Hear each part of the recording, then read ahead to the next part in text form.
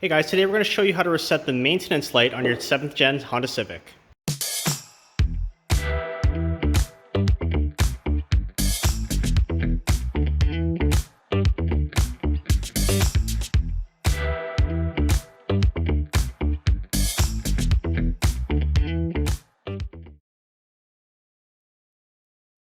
So the whole point of doing the reset procedure is because you've had the vehicle looked at. You've either changed your own oil, you've inspected the brakes, you've brought it to a qualified technician, whatever it is.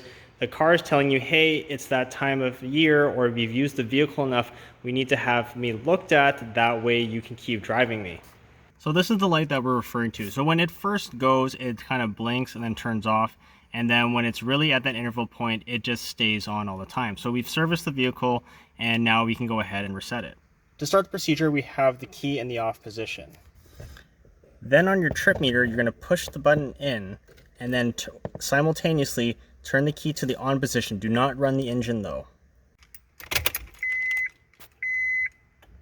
All right, so we're going to go ahead and do the procedure. Holding the button, key to the on position, but not running the engine.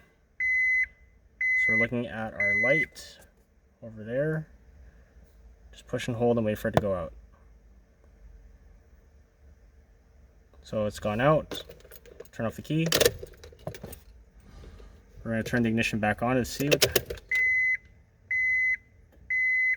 goes out. We're going to run the engine.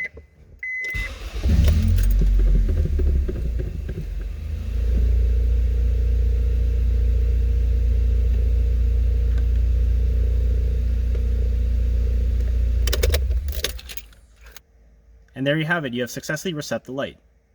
And there you guys have it, resetting the light, very easy. And please make sure to pay attention to that light and look after your car. That way you can get way more life out of it and actually save money in the long run.